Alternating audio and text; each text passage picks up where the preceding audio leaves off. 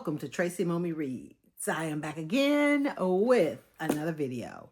Today, I am going to be talking about the book, My Husband's Wife by Alice Feeney. My Husband's Wife. I've read quite a few of Alice Feeney's books. My all-time favorite remains, even after reading this, Rock, Paper, Scissors. I don't think that was the first book I read by her. I think Sometimes I Lie. I really enjoyed that. That one was really good as well. And this might be an unpopular opinion, but I wasn't as impressed, or not impressed at all really with Beautiful Ugly, her last book. So that's why I never even brought it to the channel to talk about it.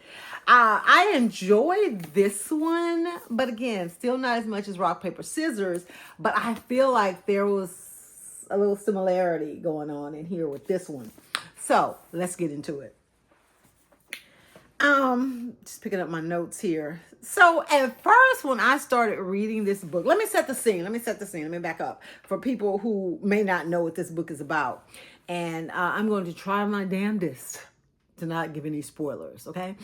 But this particular book, and we'll go from the blurb. Eden Fox, an artist on the brink of her big break, sets off for a run before her first exhibition.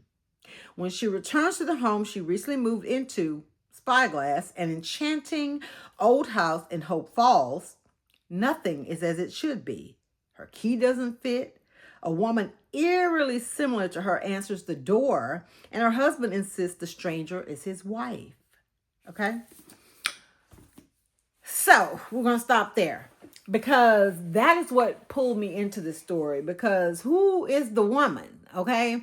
And when I started reading it, at first I thought, okay, is this like an alternate universe? Because why does the woman look like her and, you know, everything? But the woman was just older. So I figured that it was, you know, a future version, or maybe, you know, something like that was going on.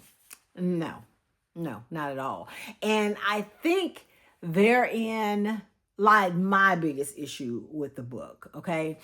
Because it was said so many times that she looked just like her. And I think that there was I feel like that was kind of leading the reader astray in a way. And I get it, because we believe that it was an older version of her or a different version of her as well. But if you keep saying somebody looks just like somebody, I mean, do they both have a beauty mark on their right cheek? Are both their eyes the exact same color brown? Do they both have like a red streak in their blonde hair? Do they have like distinguishing marks that would make them identical? Or did they just look alike? Because that's very different. She looked like me. You know, she's saying that she was eerily similar. And the way that, like I said, the wording and the way that the book was written was to make you think it was the same woman, only she was older, okay? So anyway, going down that path, you know, I'm thinking alternate timeline. She's falling through a wormhole. She's somewhere she's not supposed to be. When she went running, she ran through something. No, that's not what it was. But I was still intrigued. I'm like, okay, where is this going? And in this small town, like, everybody knew not the woman that was running, but the other woman. They knew her because she had introduced herself to everybody. Even the police, you know, the police sheriff, or he wasn't the chief, because it's like little small towns like that, coastal towns where there's probably only a few hundred people. They usually only have a 1 or 2 man police department. So even he was like, you know, because the woman who had went for a run, Eden, she went, you know, the police came because the couple called the police, and she ended up leaving. But then she went later to that art exhibition that they talk about in the book.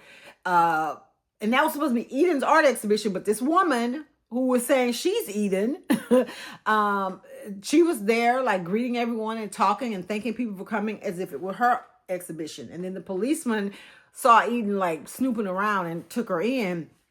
And he was even like, "You're not Eden Fox. I know Eden Fox. That was her, you know, that you were spying on. I don't know who you are, but maybe you hit your head when you were running. Maybe you're confused."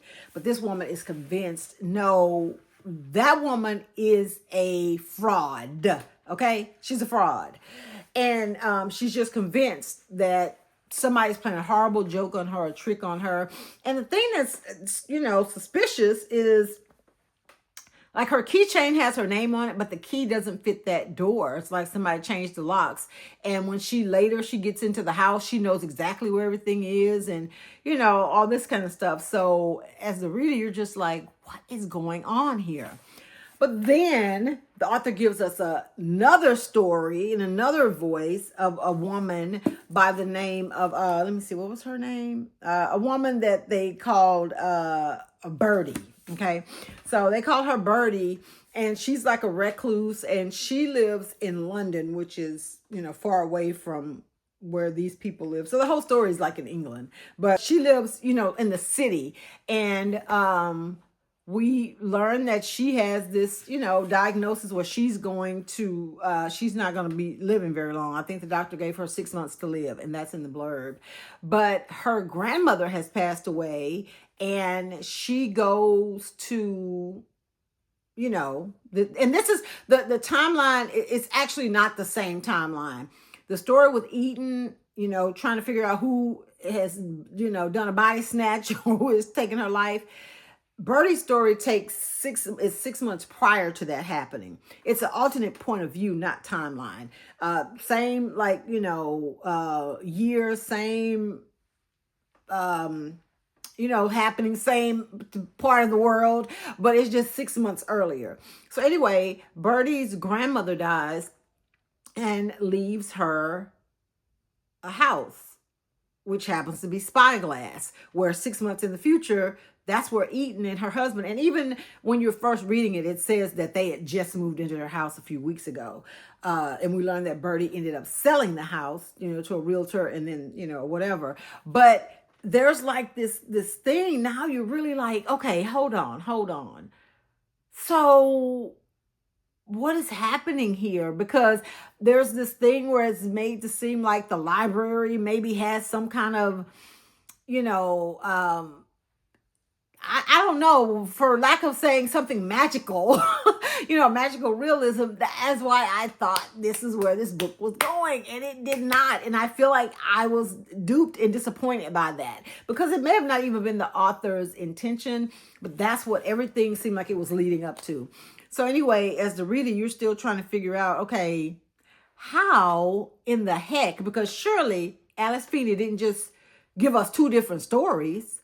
How do these stories connect? Who is Birdie, and who is, Eden, and who is this woman in her house? It was just a lot to kind of keep up with and figure out, where everything was going. Like, I did not have, I think early on, even in my notes, I was saying, is Birdie a previous version of her, in another timeline? Because I was still just stuck on that, right? And then you find out that Eden and her husband had a daughter who isn't with them anymore, as far as, like, she doesn't live with them.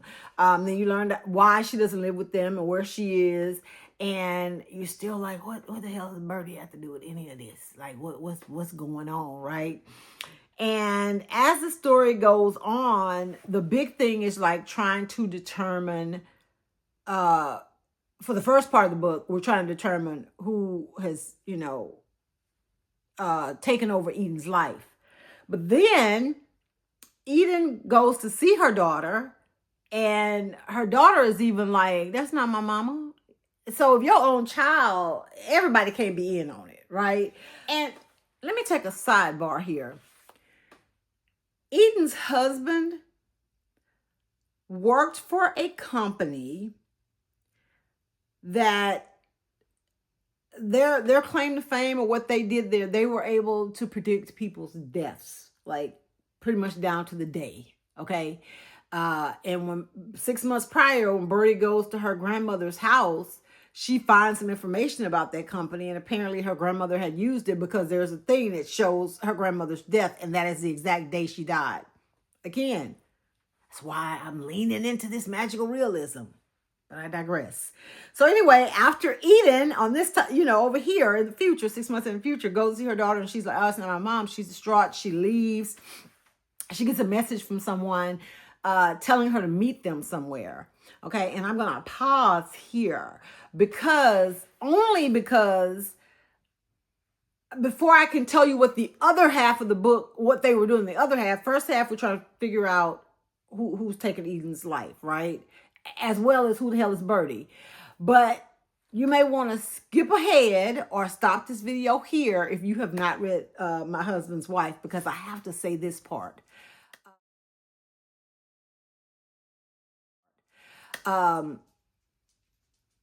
Eden, or who maybe was believed to be Eden, is pushed over a cliff. Okay.